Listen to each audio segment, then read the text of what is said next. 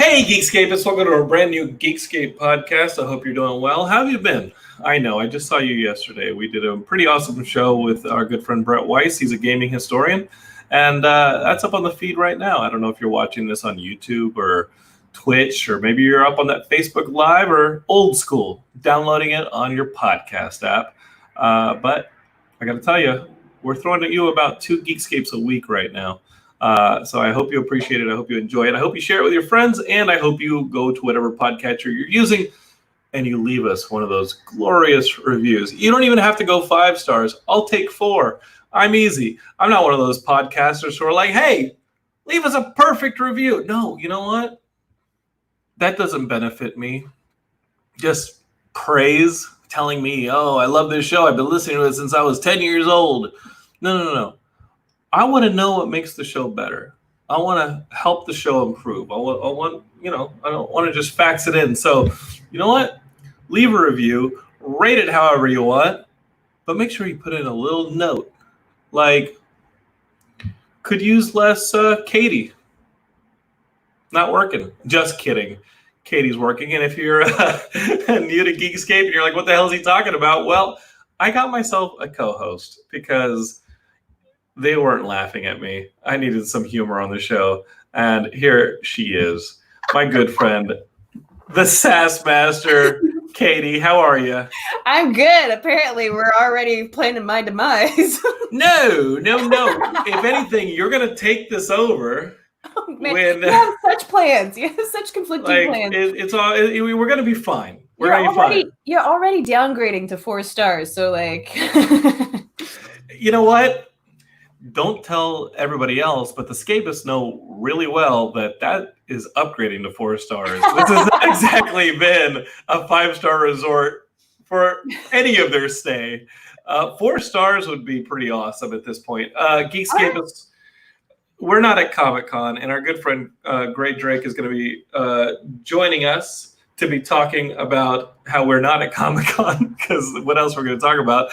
There are Comic-Con announcements. There's Comic-Con at home going on. You do not need to be registered for Comic-Con. You can literally go to Comic-Con at home. Just Google that, go to the website, and you can partake in all of the Comic-Con stuff. It's not the same. It's just not. And I went to find our booth so that I could see how our presentation looked for Comic-Con at home, because we had already paid to exhibit there this year. It would have been our 11th year.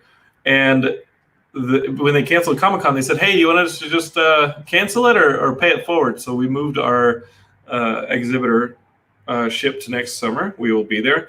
And they gave us the option to, for free, exhibit at home. That's cool. There are needles and haystacks that are found faster than people are going to find us in this system. No offense, Comic-Con, you had first off, Comic-Con's a volunteer business, and I love them. They treat us really well, but they had no time to put this thing together, and it was a pretty Herculean effort. And if it was Hercules lifting a boulder, the boulder fell on him because. So the site's good then, huh? Yeah, I haven't been able to check out any of this stuff because I've just been too busy. But have fun. What the panels should be easy to find. They're all up on the Comic-Con YouTube page. Right. But Geekscape's new offerings this year, we like to launch new shirts every year, and we always have new podcasts, and that's just not going to. We do have new shirts here. Let me show you something real quick, because I'm not going to let COVID get me down. That's right. It's been too much of that crap going on. I'm just going to show you all Geekscapists who are watching this or will listen later. The new shirts are up right now. Let me show them to you. I'm pretty proud of them. Our good friend Kate Eglin made the shirts. She designed them. And these are pre-orders. They're going to ship to you later in August because we got to print them first. But let me show you what we've got this year. We have 3 new designs, and I think you're going to think they're pretty awesome. Take a look. These are the new designs. I think they're pretty cool. There they are in the little window. If you're listening to this racist geek, I like that. If you're listening to this on the podcast feed, it might look a little It's not going to look like anything. You'll see it on a podcast. But the way to get them is you go to geekscape.bigcartel.com. That's where our web store is. And we got some good offerings. And I got to tell you, the 4 designs that I'm going to show you, 10% right off the top goes to the ACLU. So these are for charity. And I'll end up making 20 cents per shirt once printing and shipping is done. But it's worth it because our country is going to be in a hellhole for a long time, and we're going to need all the legal help we can get to climb out of it. So, yes, these are my socialist Marxist shirts. Surprise! Surprise! Geekscape's true agenda has been revealed. As Katie said, we have one that is a 20-sided die that is pretty awesome. It says "Anti-Racist Geek." We have a one that says "Heroes wear masks," because you should all be wearing masks so we can get out of this. And you know what? New Zealand's being really fucking glib right now because they're like, "We got pro sports." You know what? F New Zealand. F them in their F them. You're just shooting yourself in the foot now. It's because New Zealand audience. It's because I have a crush on their leader, and yes, she's great. She is the best. And I have never advanced past grade school, so I make fun of the people that I like. But yes, their prime minister is amazing. She's doing a great job. So we're coming for you, New Zealand. We're going to make America actually great again. Oh, this is not the clip you want. We're coming for you, New Zealand. We're America. But Geekscape is you're going to have to wear your masks to get us there. And we have that Heroes Wear Masks shirt right there. It comes in red. And then we have another anti-racist geek shirt. They are in the purple. And that one's a little bit 8-bit, a little bit cool. And then I went ahead and said that our classic design that says "Don't Hate, Create," that one's going to go to ACLU as well. Wow. That is our "Don't Hate, Create." And even though the graphic doesn't show, we did add the apostrophe in the little apostrophe in there. So it is actually spelled and grammatically correct when you order it. These other 2 shirts, the Wyvern and the Geekscape 3D, or the classic Geekscape logo shirt. You guys can get those too. But these 4 designs, the 2 anti-racist geek shirts, the Heroes Wear Mask shirt, and my favorite and my stepmom's favorite, "Don't Hate, Create," those all go to the ACLU. That's 10% off of straight off the top. It's not like off of profits. Like if you order, 10% of that money that you just PayPal'd or threw on your credit card is going to go straight to the ACLU. Then I do the shipping. Then I pay for the shirt. And then I maybe buy Katie lunch, and that's the way that works. So it's not 10% of profits; it's 10% off the whole enchilada. Because again, like we said, we got to start using our platforms for good. I learned that from a little thing called comic books, and that's what we talk about here on Geekscape. So those are up right now. Geekscape.bigcartel.com. Geekscape is, I think they're awesome. Thank you, Kate Eglin, for putting them together. And thank you for my unending patience for figuring out the store and how to do it. You can also get to the store by going to geekscape.net, finding that drop-down menu that's on the right side of the page, and clicking on store, and you guys will be awesome. And that's that. So fantastic. Become a giant billboard for good. I like that. That's a good tagline. And what I love selling these shirts at Comic-Con because I just see the little billboards walking around Comic-Con. There will be a logo somewhere on the shirt. I think it's going to end up being on the back underneath your neck, a tiny little Geekscape logo. But the front area will not have a Geekscape logo on it. We do not care about that. We just care about you all going out and making other people feel inferior. Cool. Yeah, feel socially superior. You don't know about this? Well. Feel socially superior to others in brand new Geekscape gear with the "Wear a Mask" and "I'm not a fucking racist" shirt line. It's the best way to let other people know you think they are total pieces of trash for not thinking like you do. Oh my gosh. You take 2 steps forward and 80 steps back. Burn it down. Yeah. Burn it all down. But do it fashionably, and we're here to help. So Jim Puccarelli corrected me like yesterday when he said that he beat Teenage Mutant Ninja Turtles on the NES all by himself, which is a lie. He probably used an emulator. He says Sisyphus is the guy with the boulder. Check my profile pic. I should know. Yes, I that's know actually very true. that Sisyphus is the guy where the boulder rolls down the hill. But Hercules is known for his strength. Hercules is known for his strength. I don't think they're mutually exclusive, Jim. I'm pretty sure Hercules. But he is right, though. Like, he is right. The mythology of like Sisyphus and the boulder. It goes hand in hand. But it's the actually mentality, like actually. So. You don't just get swole by doing the deeds and doing all the different feats that you do as Hercules. You gotta put in that gym time, bro, and that means going to find some fucking rocks. That's how I get swole. I gotta go pick up a boulder. They didn't have gyms back there. I mean, they had the bathhouses, but I don't think those were for like working out. You know what I mean? Those are for like walking around all oiled up. But I don't think working out in some way. I think Hercules had to pick up some damn boulders. Let's be clear. All right. Anyway, besides the point, these are our damn shirts. Let's get those shirts on your skin. I'll mail them out later in August, and then post a photo of them on Instagram and tag. Post a photo, tag us, and be like, "I'm better than you" because I care. That's that 2-step forward, 80-step back thing. I'm so glad I brought you on. Just like nitpick on everything that you. No, it's not nitpicking. It's literally You're like my parole officer. You're like, Jonathan. You're stepping out of bounds. Jonathan, they thought you were doing a good thing with the shirts, and now you're just berating your audience. So order them now. Order the shirts. Wear the shirts. And 10% go to the ACLU. So that's what I want you all to know, okay?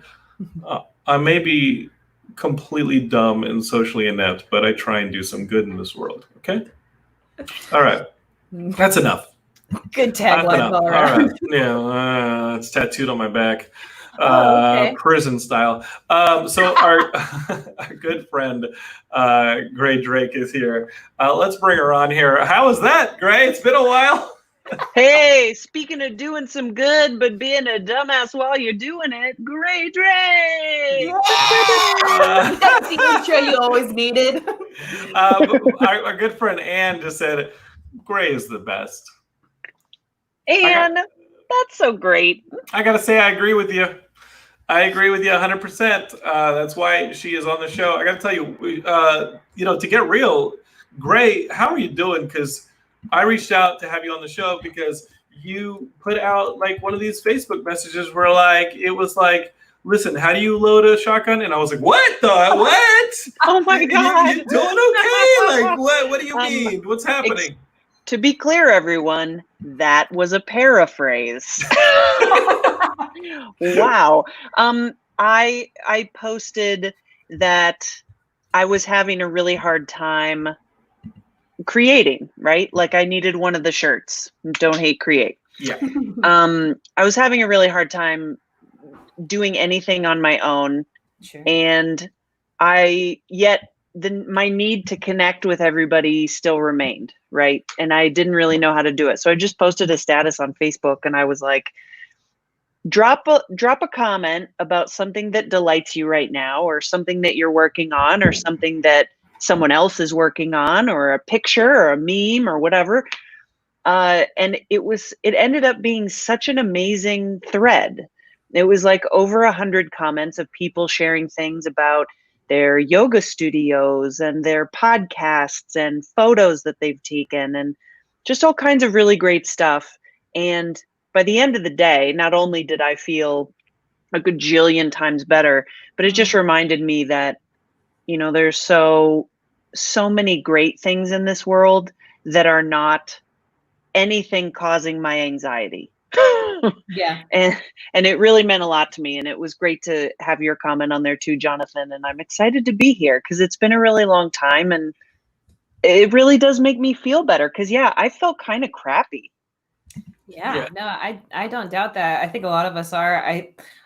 Well done, Jonathan, translating that post from shotgun to just, I want to see somebody create something and like inspire me. Good job there, buddy. It could have been a Pollock behind her. And Oh my God, not on my accent wall. No way. No way. That accent wall is killer, by the way. I have to let you know. It's really good.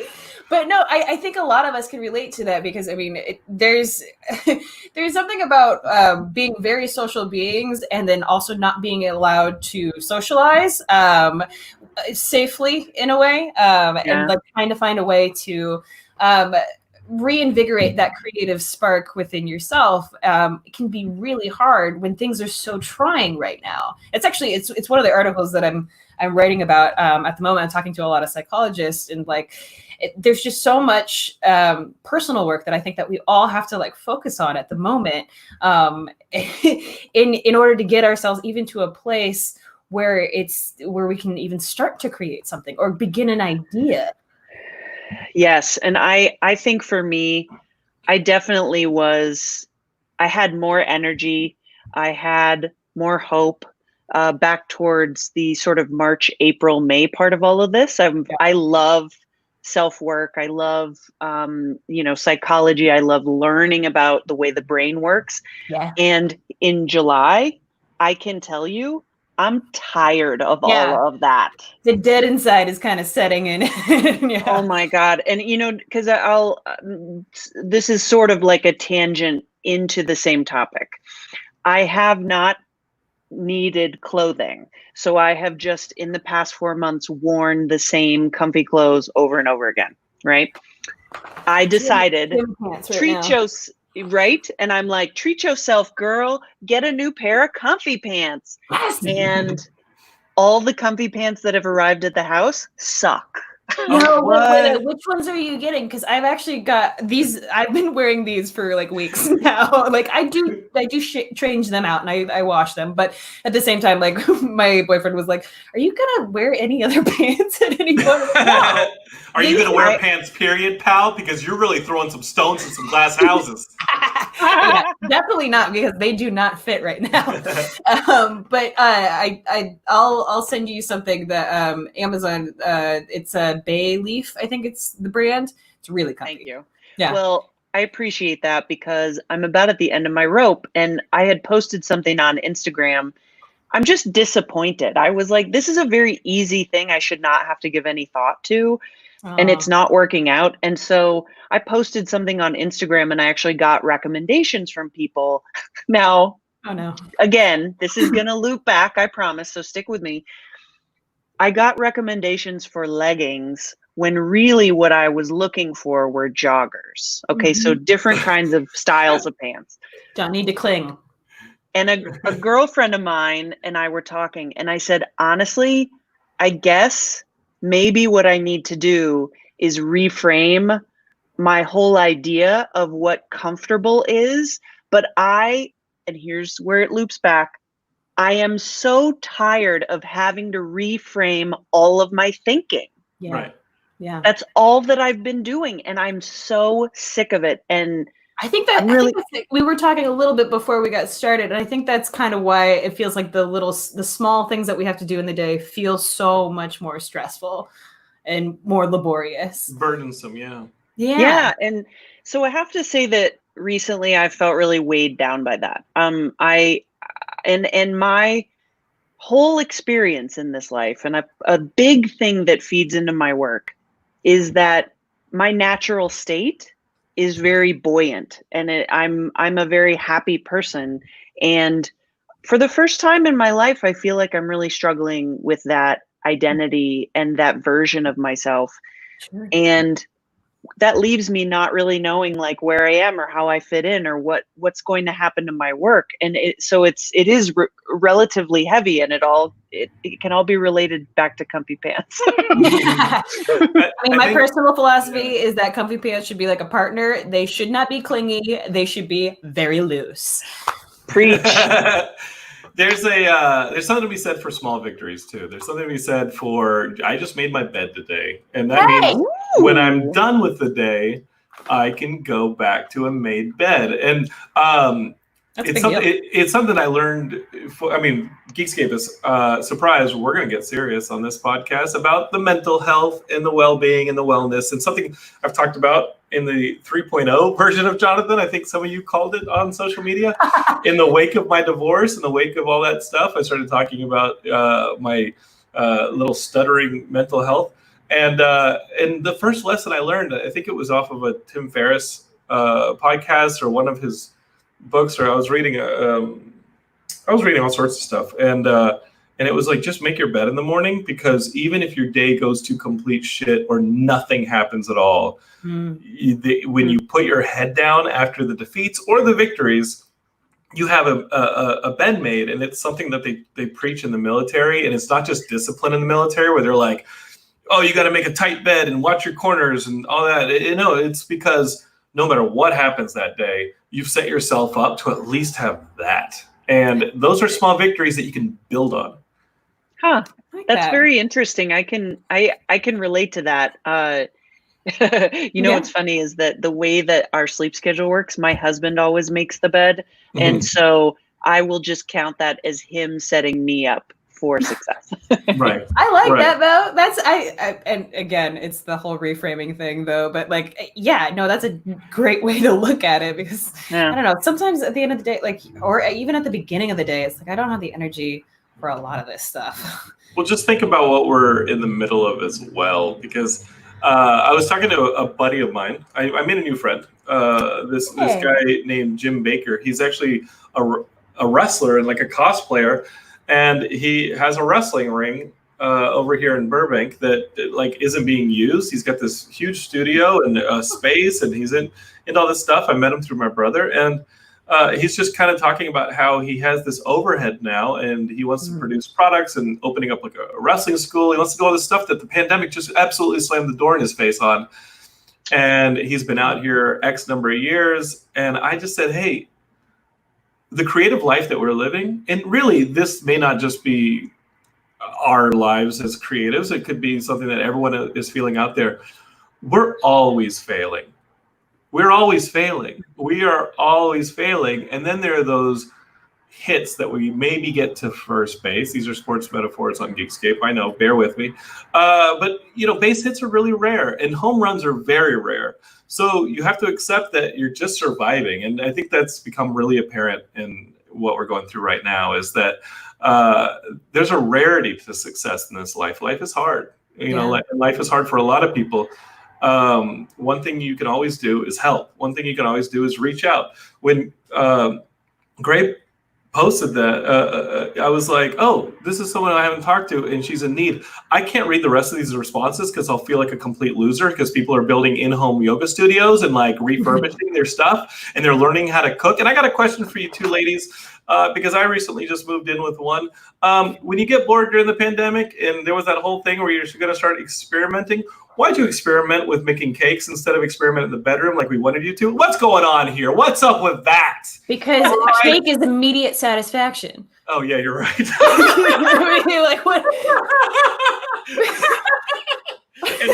Instead of the promise of satisfaction with no delivery. I get it.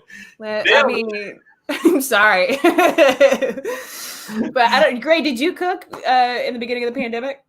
In fact, my husband, Steve, has been doing the majority of the cooking. He is a boss. And the 100% star of our quarantine is his French onion dip that he makes from scratch, real onions. Dude. The most sensational thing. I love it so much. And every time that he makes it, I am like, whatever you need. Whatever I will bring it. you need. That sounds great. That sounds really amazing. I'm kind of hungry listening to this. Oh my God. Very hungry just hearing about this. I've personally been going hard on the roasts and things like that I can just pop into a crock pot, and then it just gets a bunch of flavor and whatnot. But that dip sounds amazing. I'll send you the recipe. I'm happy to send anybody the recipe if they contact me on social, because it is so worth it.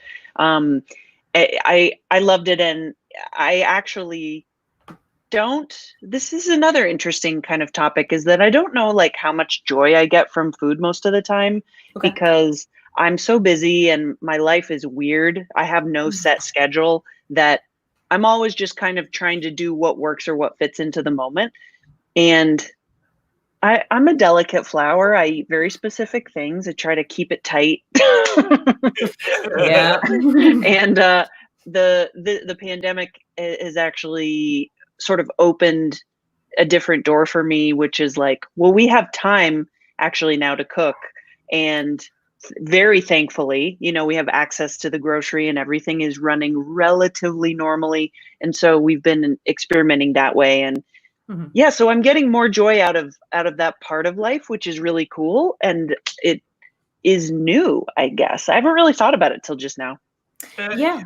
I was going to ask, like, what skills you've picked up, because it sounds like we're kind of on that thread anyway. Is you're talking about widening your appreciation for what your daily habits are, and like, what are the skills that you've picked up where you're like, you know what, I never did that, but now I have maybe a little bit of time, or I don't have time, but my perception of time is different, so I'm rearranging it to give myself time for this thing that really gives me pleasure. Like, maybe I'm adding meditation to my schedule, maybe I'm adding exercise, or just reading to my schedule when I didn't give myself a chance to do that before, but now it's survival.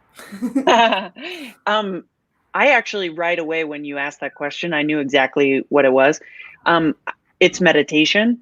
Awesome. Because I have had such a tumultuous relationship with meditation. If anybody out there or you guys have read Eat, Pray, Love. Why would I read it? Okay. No, so don't watch the movie. Just read the book. It's really good. I just went in her footsteps. Oh, you just did it? I just did it. I was like, let's fuck James Franco. All right. Don't do that. Don't do that. Yeah, I feel. Why would I do it twice?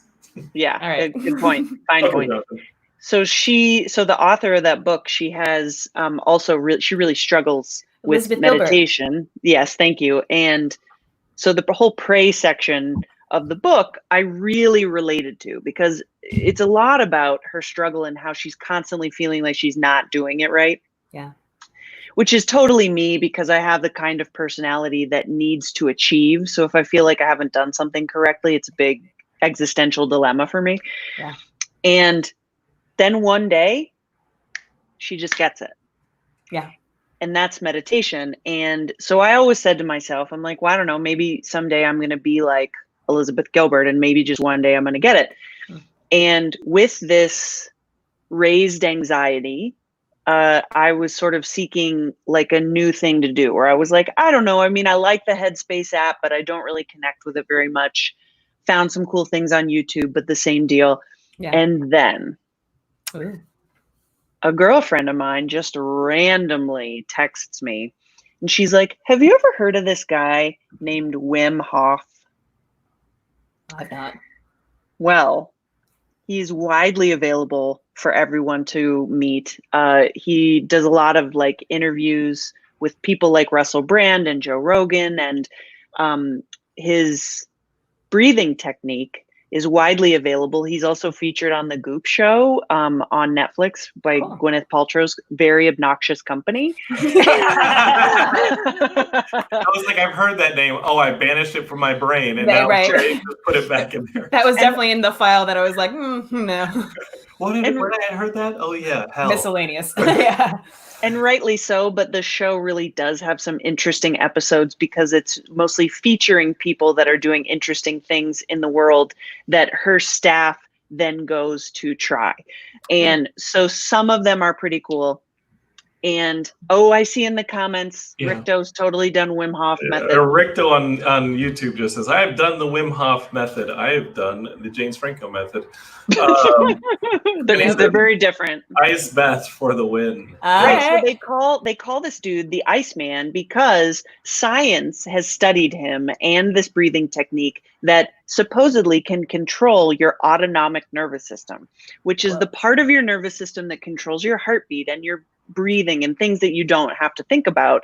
But he can slow down his whole body just by doing this breathing technique that is available for free on YouTube. Cool. And so I tried it, and I have to tell you, I felt for the first time in such a long time, my anxiety completely left me. The deep lingering sense of dread. Yeah, there's been a lot of that going around. Yeah. There really has, and it lifted off of me in a way that allowed me to function in a very different manner. And it, to me, although he doesn't really promote it as a meditation technique, I really feel that it's meditative. And all of a sudden, I totally understood all of those people that do transcendental meditation that just blah, blah, blah. TM is so great. Give them all your money.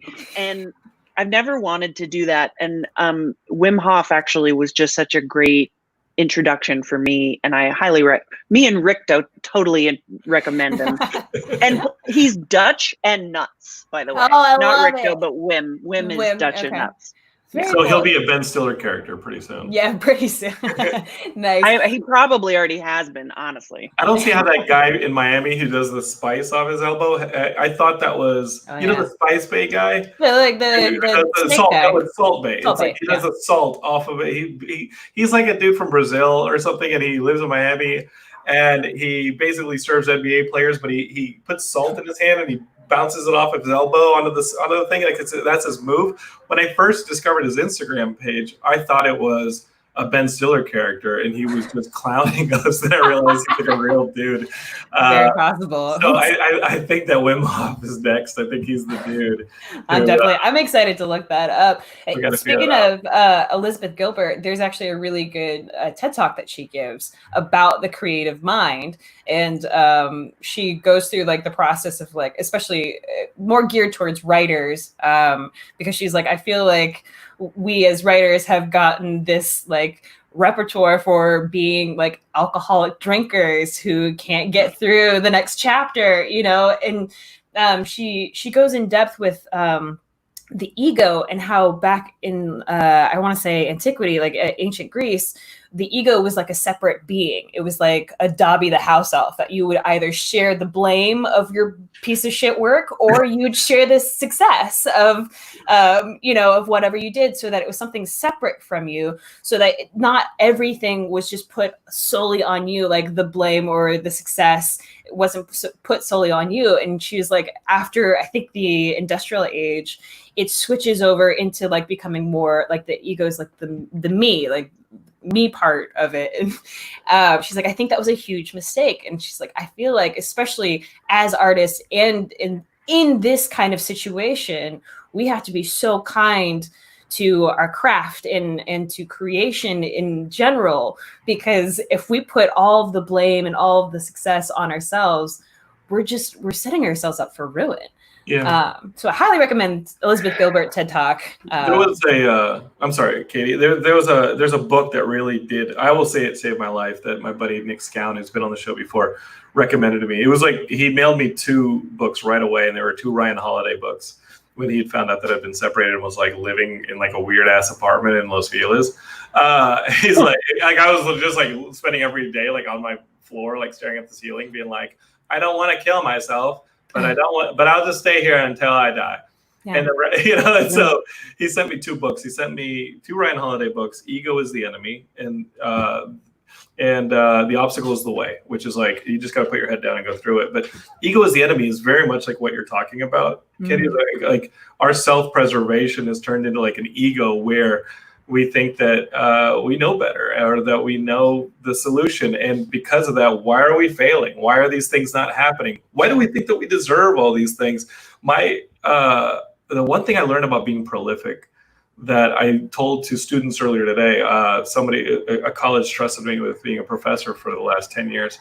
And I was telling the students this, I said, it is not about being good at all. It is about being prolific. And you will make stuff that is garbage to you that people love.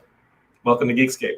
Or you will make things that you think were incredible that people just don't get it or don't touch, right? And and your ego is kind of what is making you invest in why somebody should discover this, and or invest it to the same level that you've invested in it.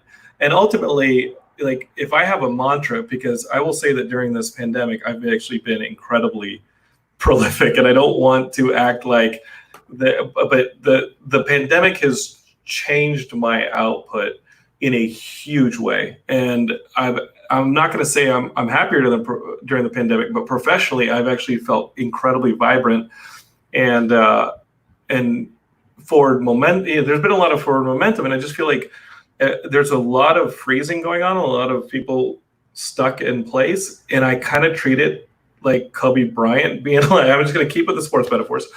But he was the guy who would be in the gym at 4:30, and he just mathed it out. He said, okay, if you go to the gym at 6 a.m., I've already been in the gym since 4:30. So even if you were a better player than me, eventually over time, I will surpass you because I'm just putting in more time.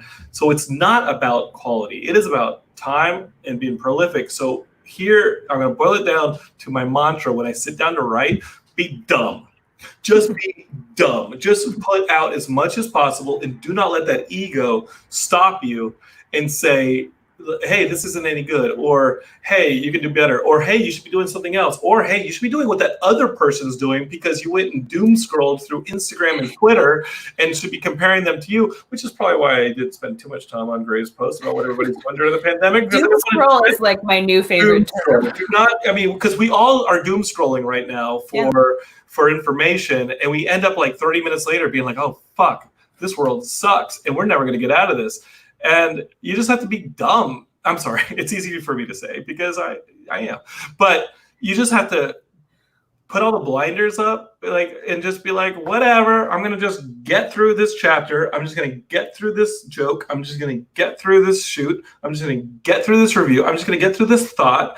And nothing's going to stop me. And if anything does, it's definitely not going to be the intelligence of saying, hey, stop, you shouldn't be doing this, because nothing matters right now. Yeah. Well, and I think that's the thing is that when you're trying to seek out like a really solid creation that like has meaning, and you're like, but like literally nothing matters. And like, it's like, I think that method is really great because instead of just staying within your head and being like, okay, well, this doesn't matter, this is so stupid, just getting it out and just getting it in front of people. One of my friends was like, I made this sketch and no one's going to get it. No one's going to like it. But I was like, just post it. And he did. And it was actually hilarious. It was a really good sketch he just did on his own with a green screen. And at some point, it kind of turns into a Nike symbol where it's just like, just do it. Like, be dumb. That's the next year Geekscape shirts. Be dumb. You guys, you guys are really inspiring me right now. I'm hanging on your every word, and you're like my geeky Tony Robbins right now. I'm putting that on my personal wall of like mottos. She's been called the Geek Tony Robbins. Welcome to what the Geekscapists have called the Jonathan 3.0. Great, no offense to like the critic life or the reviewer life or the film journalist life. There came a time about 6-7 years ago where I just didn't want to do it anymore. I didn't want to talk about other people's shit anymore. Yeah. I felt like as a filmmaker, I felt like a loser talking about winners, and I just didn't want to do it anymore. And so I just started talking, like, what else can we talk about? Well, let's talk about these lessons that these pop culture things teach us, which is obviously where my socialist Marxist platform of Geekscape has started to turn. But let's just talk about doing good. Let's just talk about helping each other out, because no matter how crappy we're doing, helping other people out always makes you feel better, unless you're trash.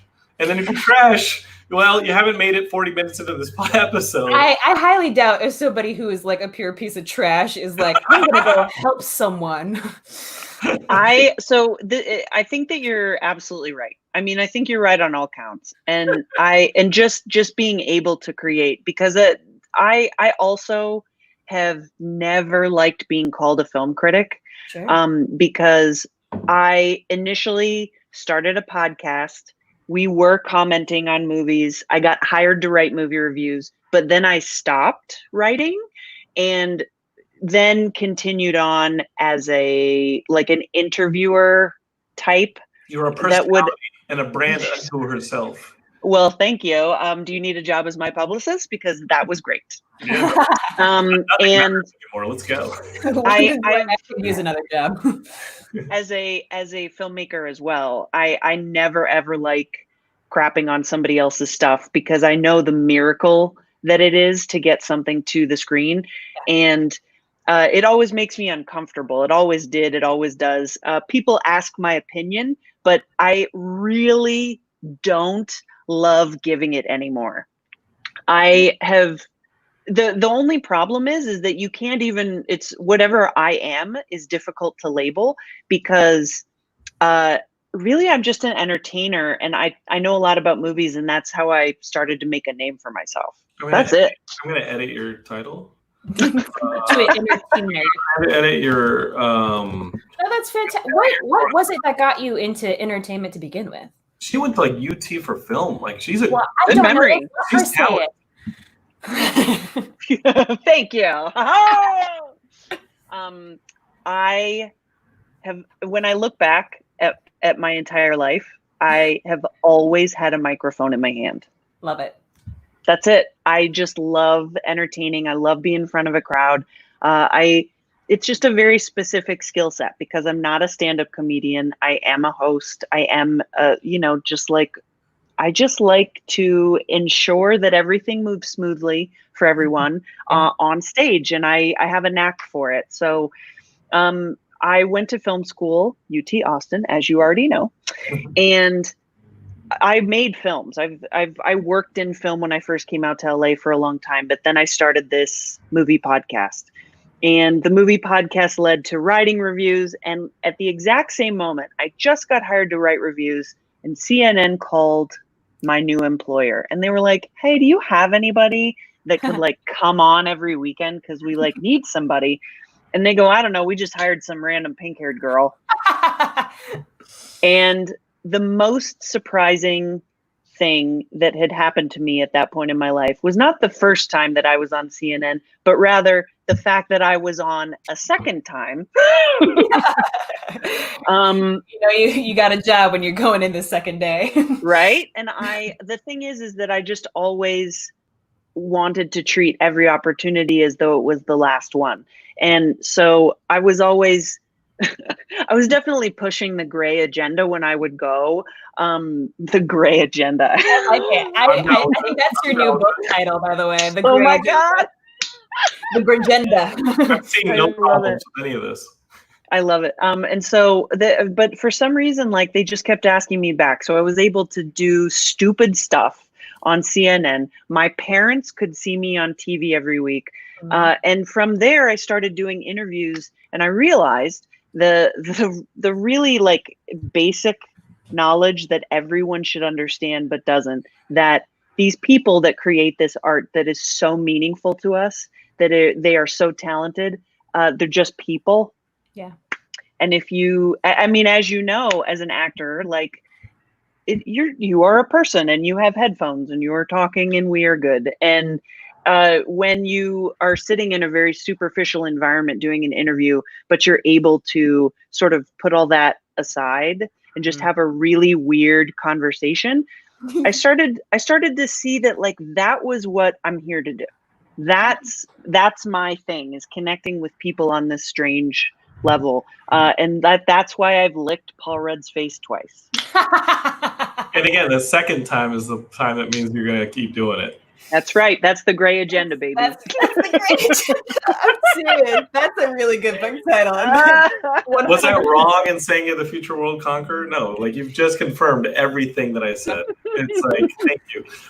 Rick goes back. He says, meditation just makes sense. We pump our brains full of dopamine, and the crash makes us feel miserable. Emptying the mind, of course, will have positive effects. Also, I like Grae Drake. Like, yeah.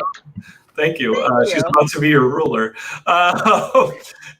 Wizard of Video Games on Twitch says, I'm an expert at the low quality part. Hey, that's why you've been with Geekscape so long. We find ourselves. Welcome to the watering hole. We all drink the same stuff. Be dumb. And in doing so, remember when Yoda was always saying that shit, and Luke was like, I had no idea. Why is he saying all that dumb shit? And it's not really dumb shit. Your ego's just making you think you're too smart. Rick says, in studying the meaning of life, I have found one answer that says the meaning is to create and appreciate art. There is no art without a reviewer. Art exists from the union of the artist and the fan, which I will say the consumer, the appreciator. It takes effort to be a great fan that understands art at a deep level, this role should not be seen as a failure. No, just making, as Grae said, just making shit is hard. Yeah, that's a really, I think, astute observation. And I certainly think in the world of criticism that there are people that make it its own art form. Mm-hmm. You know, I've had the honor of working with like Leonard Maltin, and just like what a mind and what an appreciator, and he's phenomenal. Now the trick is kind of looping back to what we've been discussing about ego. I would never put my commentary on the level of those people. Sure. I'm just here to do something different. And I don't believe that the discourse that I create is the same as some of film's greatest reviewing minds. But I mean, that's really just a fancy way of saying I don't believe in myself.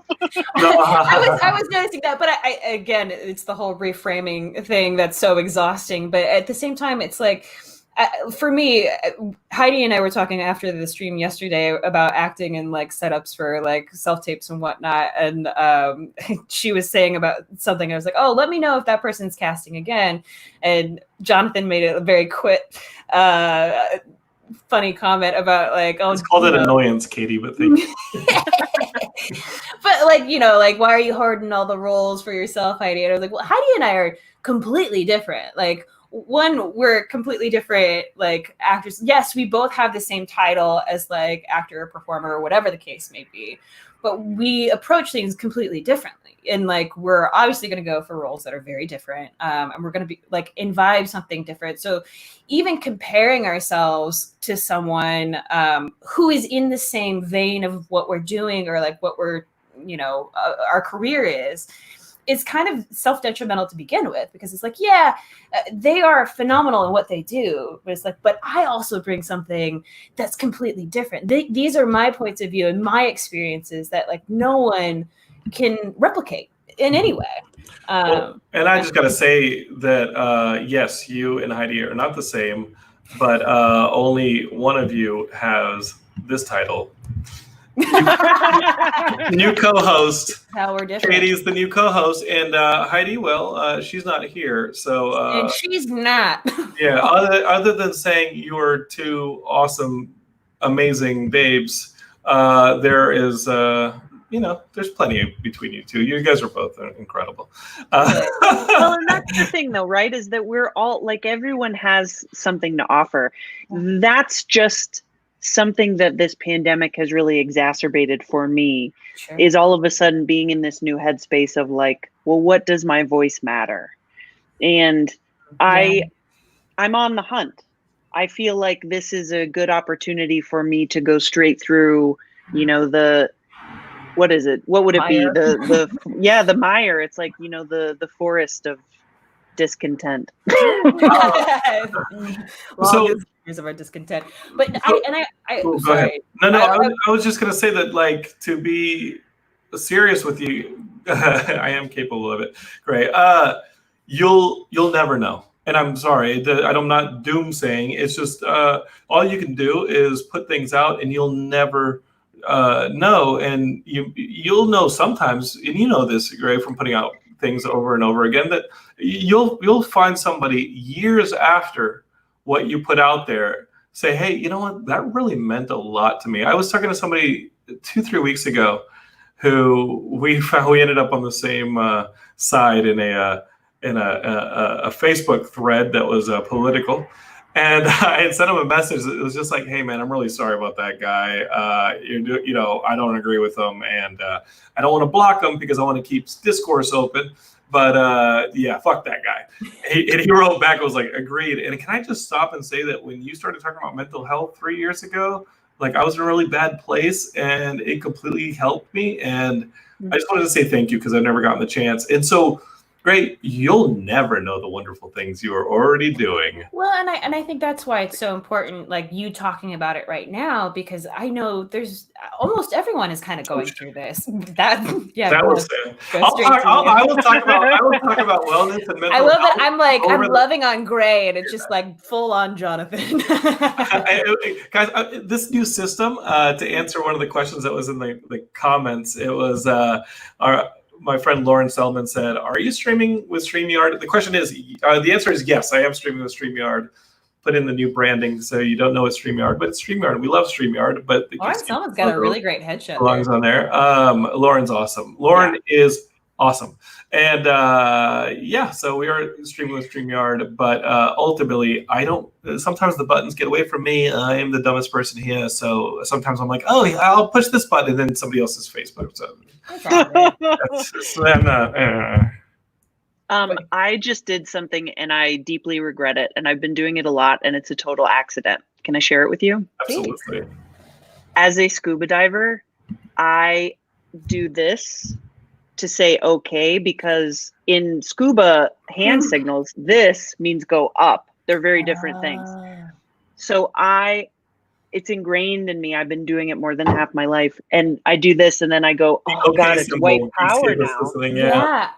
You know what? And here's the thing that bugs me about that. Not only was that like the okay symbol, but it also was like if you sent it a different way, it was the butthole symbol. Like, oh, look at that, you know? And like, and I'm like, make the white power symbol the butthole symbol again. Like that's all I.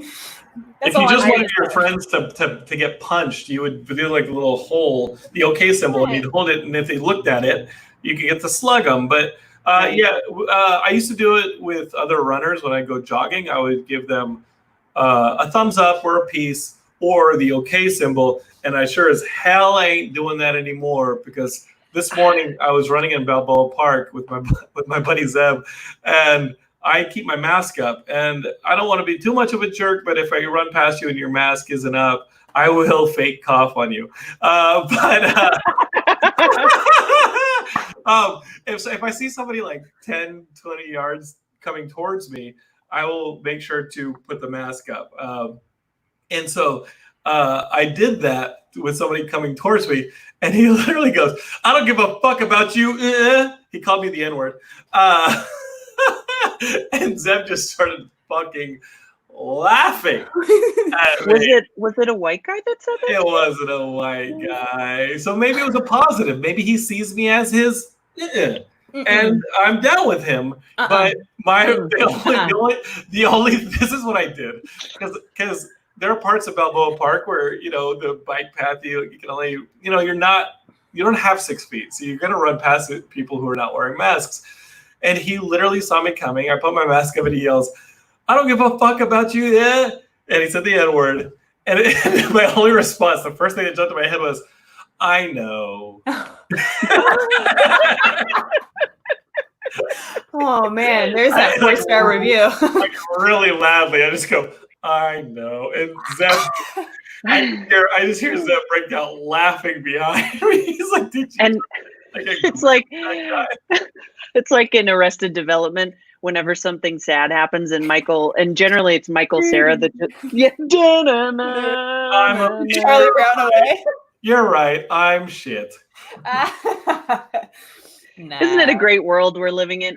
So oftentimes you will see me accidentally being like, "Okay, I mean this. I mean good." Yeah. I hate it. I did that on a game today. I'm doing the Ringo with the 2 or the John. I like that. Yeah, I like that. Peace. Yeah. Peace and love.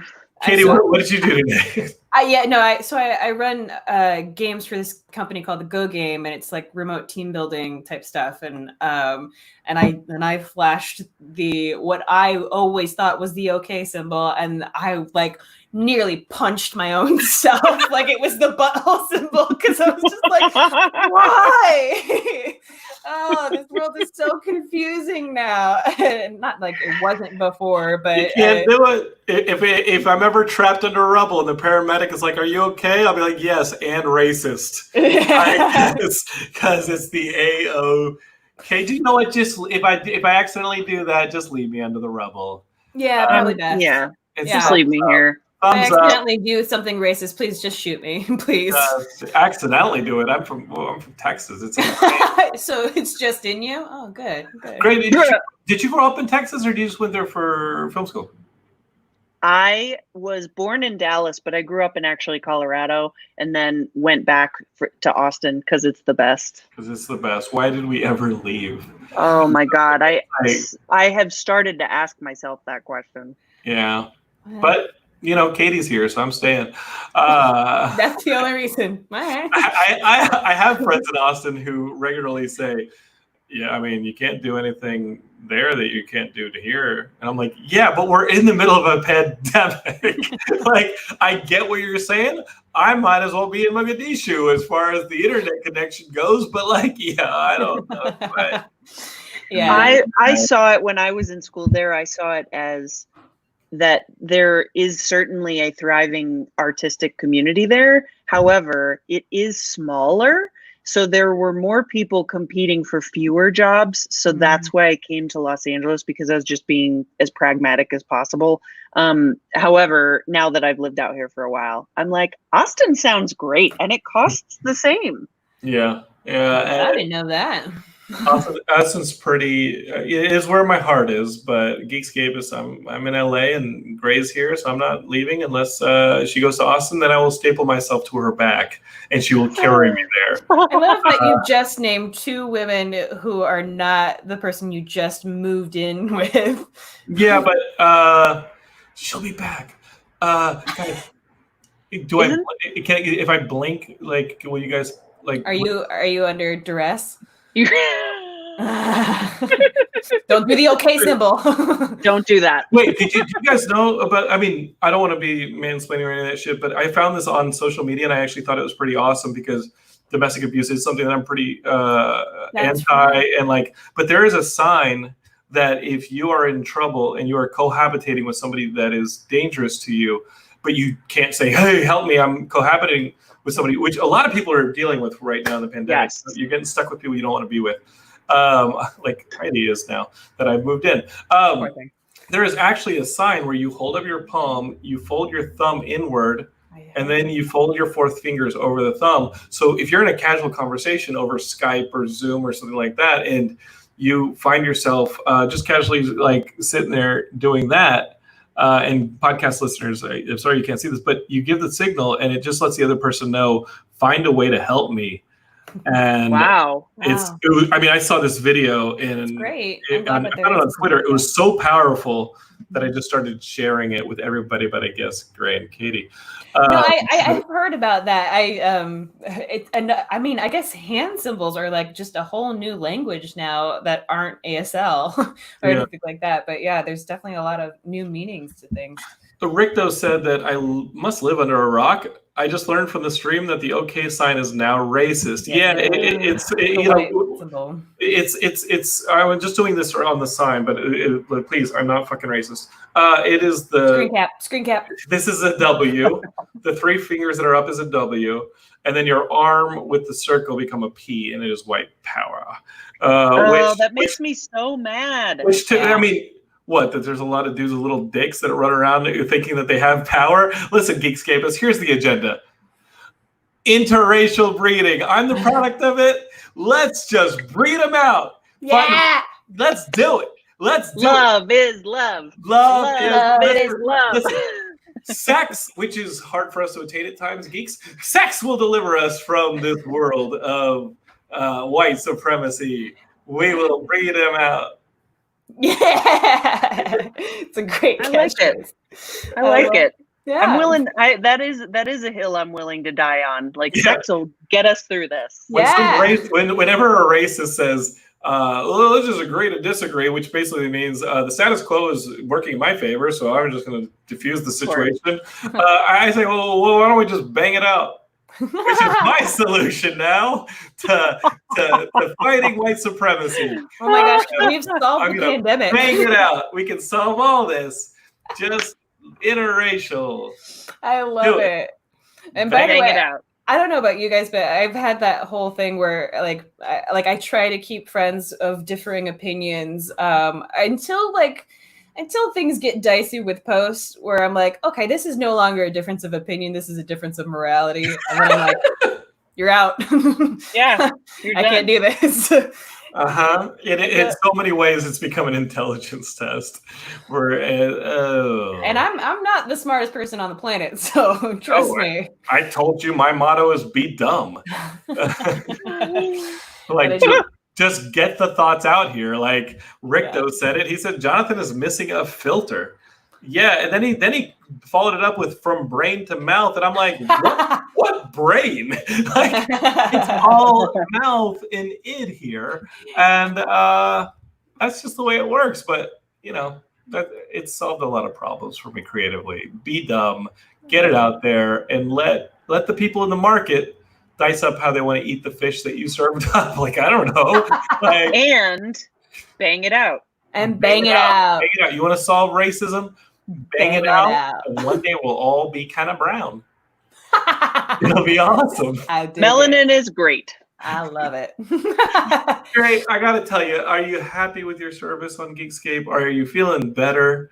Is this I actually really do. I feel like I literally was taking notes while you guys were talking. I've got book recommendations. I can't wait to read your article, Katie, that you're writing. Oh, thank you. Yeah, and it really is nice to connect this way. And it's been so long since I've seen you, Jonathan. I'm so pumped that you had that response on my Facebook status. It just makes me glad. Actually, I think that it's positive reinforcement for me to reach out even when it's difficult for me.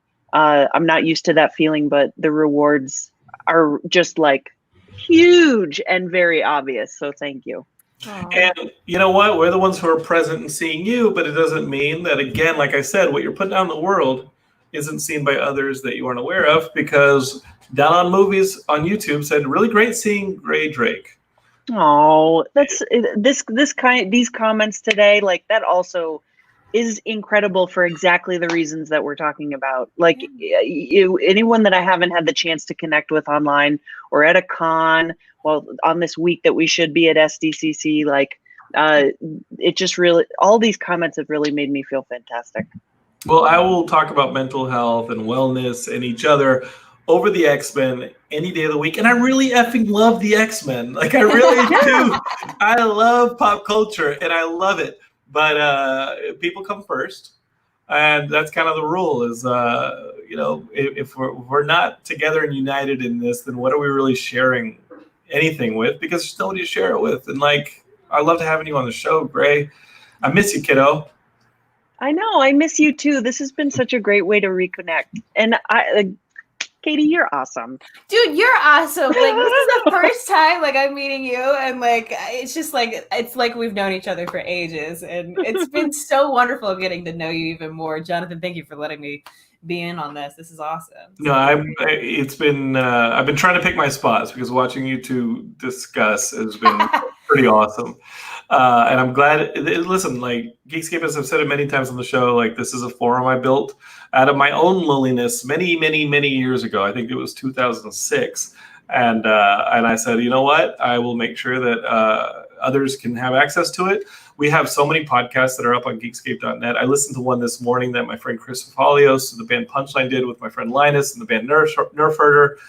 That's up there. There are so many cool podcasts, and when we started Geekscape, that was just mine. And now we have like all these, we have a little network, and my friends can have shows, or different people can have shows, and you all can watch us stream. And I just kind of like creating that forum for people to connect. And I can't wait for Katie to start her own podcast on the Geekscape network. I'm angling for it. You laugh, but I'm angling for it. And you can always take over the stream anytime you want, kid. Just for the record, I would definitely listen to whatever you have to say, for real. Well, I'm doing one of my personal dumb things that I've been doing lately is I've been doing this thing I call my game room, where I pair your social anxieties with entertainment that helps you distract yourself from like whatever the fuck is going on in the world today. So I do that on Instagram and at El Sassy Pants, and I also do it on YouTube. I post it everywhere. So hold on, I'm gonna put you a low third. But yeah, it was one of those things that I was like, I'm gonna like just challenge myself every day to just just write about something that's current event, and write about a movie that I've seen that I really love, write about a video game that I really love playing, and then recommend something completely stupid. That's my format. Yeah, you know what? It's amazing. I love those. Thank you. Oh, I'm excited. I'm seriously, I have like a full page of notes after. It's so cool. That's so cool. And Katie, I'm serious. If you actually want to do some kind of a version of your daily anxiety, like alleviation methods, we'll figure out how to put it up on the feed. We just got to get Matt Kelly looped into it because the door is always open here. Geekscape is I may pay the bill. George and I may pay the bill, but the lights are on for you all. Cool. Well, this has been better than San Diego Comic-Con and having a bunch of people sweat on us. And I didn't have to build a booth today, and I'm not out hundreds and hundreds and hundreds and hundreds of thousands. I mean, basically a couple of $1,000s on a hotel room and food and the booth. But next year we'll do this, and we'll all be there, and we'll just see. Everybody, wear your mask, and maybe we'll get through this pandemic a little bit faster, so that we can all be in San Diego next year and doing those things. And while you're at it, don't be racist. Like, as we said on our Geekscape t-shirts, which are available right now, these things, here are the shirts again. Like, these are the brand new Geekscape shirts. Like, go find them. Go get them. They're up right now at geekscape.bigcartel.com. You can order those. I've been getting notes from people saying, hey, I just ordered 3. I guess I got to go to the post office. And yeah, I think that they're a nice method, a nice little message. And if I'm going to make little billboards out of you all walking around, I'd like for you all to have pretty cool little messages on there. Because you're here. Yeah. Okay? Yeah. Everyone, and you can get the dragon shirt if you just want a cool dragon on your shirt. But it's technically a wyvern because it doesn't have 4 legs. Such nerds. Great. Thank you so much for being here. Love you so much. Great. Love you too. Thank you for having me. My face hurts from smiling. This has been great. Yay.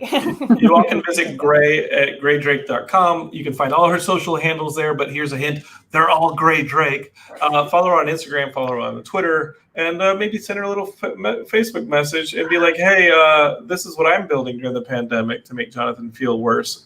I put a second story on my house. Lazy Jonathan, what are you doing? What are you doing for humanity? Don't hate, create. You forget the create part. Now I hate you. He's banging it out. He's banging it out. I am banging it out. Seth in Texas says, she's great. Yes. Like Tony the Tiger. All right, friends. Grae, we will talk to you later. I'll love you. And you're the best. Katie, I think that went swimmingly. You continue to be an amazing co-host. We're 2-0 so far on you co-hosting. Boom, boom. Geekscape, I'm about to go on a road trip across the country. Heidi and I are jumping in a car, and we're going to South Carolina, pick some stuff up in South Carolina, and bring it back. It's not a cannonball run. Don't worry. We're not like transporting moonshine, but it does mean why not? Because I don't know. Maybe we will. I wouldn't say it on a public forum like this, but there will be more Geekscapes. I know that next Thursday it will be an earlier episode, but my buddy Vinny Fiorillo, I totally butchered his name. He started Fueled by Ramen Records. And they might have signed a little band called, Fall Out Boy, Paramore, Gym Class Heroes, and more. He's got a new project. He was also the drummer of Less Than Jake for like a long time, one of my favorite bands. And he's got a new cool project that mixes ska and comic books that he's going to tell us about next Thursday. And I might do another show next week as well. It just depends on like where on the road I is. And I know that I'm already lining up episodes going well through August. We're going to be talking about zombies. I got a zombie guy coming on the show. I've got more music coming on the show. And I've got some directors and filmmakers coming on the show. We're going to do about 2 Geekscapes a week. It's going to get a little spotty during the road trip, but we're going to be here for you all because that was a promise we made. And Katie, if she can, will be here with us. Does that work? Yeah, definitely works. I mean, next Wednesday is my birthday, so, Ooh, we got to throw a little party for Katie. Geekscape, wish her a early birthday if we don't broadcast before that. Say happy birthday to Katie, and we'll catch you all on the next Geekscape. Don't hate create. We love you, and we'll see you next time. Katie, anything to add? Bang it out. That's okay. Fitting. I dug that one for myself.